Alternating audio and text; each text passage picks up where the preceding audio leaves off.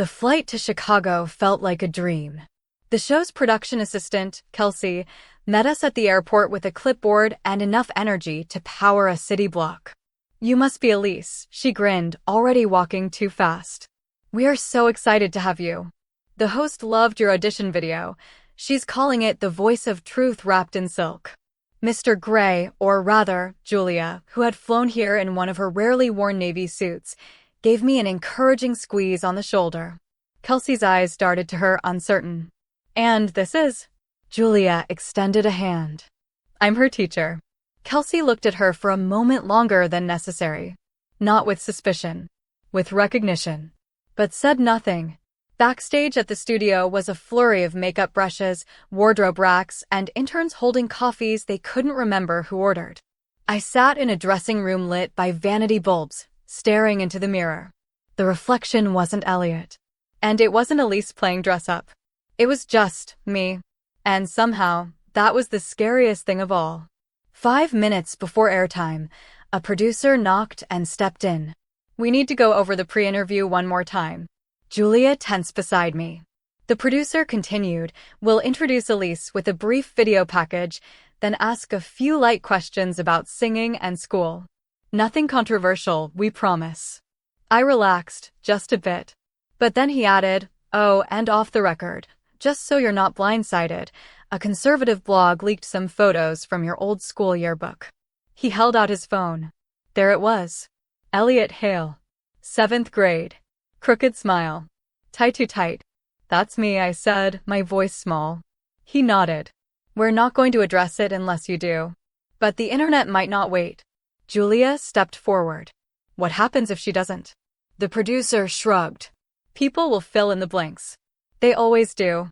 We stepped onto the stage as the theme music played. Lights. Camera. Crowd. The host, Regina Vale, greeted me with a dazzling smile. She was kind, funny, and thankfully didn't mention Elliot once. She asked me about my inspiration, my favorite songs, how it felt to go viral. I told her the truth. It felt like being finally heard, not just for my voice, but for who I am. The audience clapped politely, maybe cautiously. Then Regina said, "And now, performing her original song, Second Skin, please welcome Elise Carter." The lights dimmed. The piano started.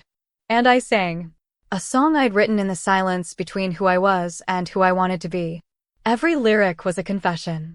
Every note a release. I wore the name they gave me. Like a coat that didn't fit. Hid my truth in shadows.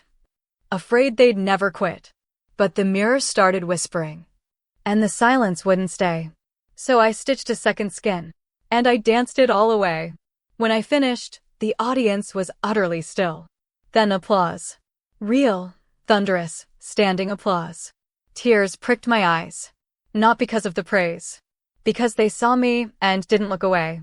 But not everyone was clapping. Backstage, Julia pulled me aside, her expression tight. "There's something you need to see," she whispered. She opened her phone to a live blog. Breaking. Viral teen singer Elise Carter identified as biological male, formerly Elliot Hale. Photos. School records. A quote from someone claiming to be a concerned parent from Blanchard. I felt like the floor dropped out from under me. Julia grabbed my arms. "We'll handle this. We'll call the producers. We'll release a statement." But I just stood there, frozen. "They're going to hate me now." Her eyes darkened. "Let me take the heat," she said. "I've done it before." The next morning, the video of my performance had 2 million views. And the top comment? "She's incredible. Why does it matter what she used to be?" The tide was shifting. But then, someone leaked a photo of Julia. From 12 years ago. As Julia Gray. Before she was forced to hide. The internet wasn't just coming for me. They were coming for her too. And this time, she had no plans to run. 3 days after the broadcast, the world felt like it was on fire. Not literally, but for me and Julia, it might as well have been. The video of my song, Second Skin, had skyrocketed to over 6.4 million views. Thousands of comments poured in, some heartwarming, some cruel, most stunned by the fact that the girl with the angelic voice had once been known as a boy named Elliot. But the real chaos didn't start with me. It started with Julia Gray. Someone we still don't know who leaked an old faculty photo from her former job at Crestwood Conservatory of Music. In the image, Julia wasn't Julia. She was standing tall in a stiff black suit, buzzed hair, and a forced smile. The file name of the image? Dr. Julian Gray, Department Head, Voice Division. The internet did the rest. Articles popped up overnight. Trans choir teacher allegedly teaching students without disclosure. The woman behind Elise, deception or inspiration? Who is Julia Gray really? By Friday, the school board at Blanchard had received over 80 angry emails from concerned parents. They demanded answers, accountability, and in some cases, termination. That afternoon, Julia was suspended. When she came to my house to tell me, she looked tired. Her eyeliner was smudged, not from crying, but from trying not to. They say it's temporary, she said, sitting at our kitchen table. Pending an internal investigation. But you didn't do anything wrong, I said, fists clenched. You didn't lie to anyone. You didn't hurt anyone. You gave me a voice. Julia looked away. I did lie, Elise, she said quietly. I let them believe I was someone I wasn't. And I thought I could keep hiding if I just stayed small enough. She finally met my eyes. But you refused to stay small. And now, the spotlight found us both. That weekend, I couldn't sit still. I kept refreshing my feed, reading the comments, watching Julia's name bounce through headlines like a scandal. And then, I made a decision. I was done hiding behind microphones and carefully edited clips. That Monday, I walked into school not as Elliot Hale in sneakers and a hoodie.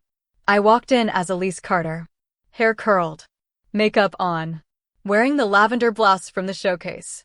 A rainbow pin on my backpack. Students turned. Whispers followed me down the hallway like a shadow. And then someone, I don't even know who, started clapping. One by one, others joined in. A girl from science class. A senior who never spoke to me before. Lucas, leaning against his locker with a huge grin and tears in his eyes. For the first time in my life, I wasn't scared to be seen.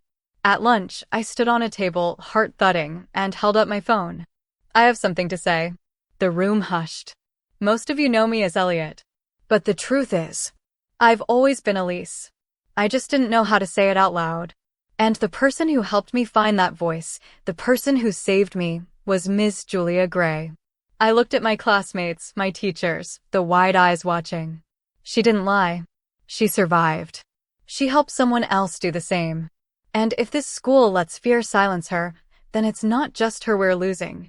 It's every kid like me who finally saw someone living honestly. There was silence.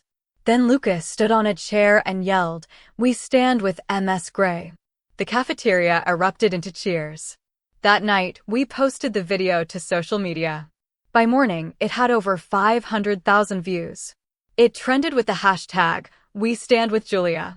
On Thursday, the school board called an emergency public meeting. The auditorium was packed. Some parents shouted. Others cried. But then, student after student stood up to speak, not about rules or reputations, but about hope, expression, and the teacher who had helped so many of us find both. Julia sat quietly in the front row, hands folded, eyes damp. And when the board called her name to speak, she stepped up to the microphone in silence. She didn't plead. She didn't apologize. She simply said, "I hid because I was afraid. I taught because I believed in my students. And I stayed because I found a place where music could be louder than judgment. But if you choose to silence me now, know this, you're not just silencing me.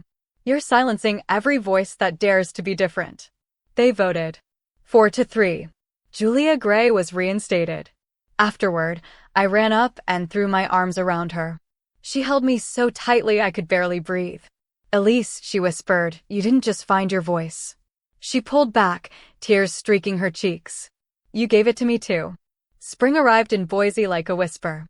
Cherry blossoms lined the sidewalks near Blanchard Middle School, and students passed each other with cautious smiles, as if still processing everything that had unfolded.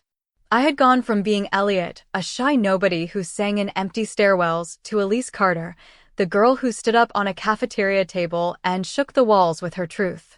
Julia was back teaching choir, now out and open. The classroom felt lighter, brighter, safer. For a few weeks, it seemed like life was finally moving toward peace. And then, the envelope came.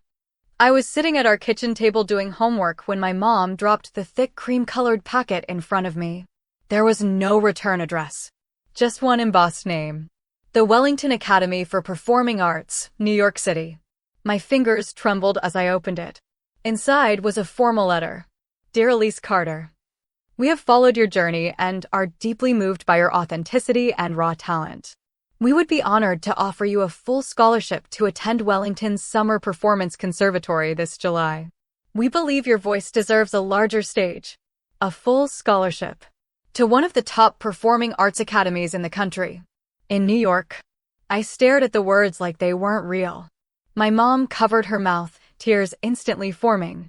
Baby, this is huge. I couldn't speak, only nod. It was everything I'd dreamed of. But dreams, I'd soon learn, come with conditions. That weekend, a Zoom call was arranged between me, Julia, and two Wellington representatives, a polished man named Simon Granger, and a stern woman with sharp red glasses, Dean Holloway. They congratulated me, praised my voice, applauded my courage. And then Simon leaned forward, hands folded. We do, however, have a few logistical considerations.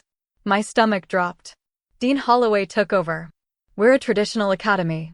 Our summer program places students in gender-divided dormitories, voice sections, and costuming. To avoid disruption or confusion among parents, we are prepared to offer a discreet placement for Elise, under her assigned gender at birth, should that be preferable. My throat went dry. You want me to go as Elliot? Dean Holloway didn't flinch. Just for the paperwork.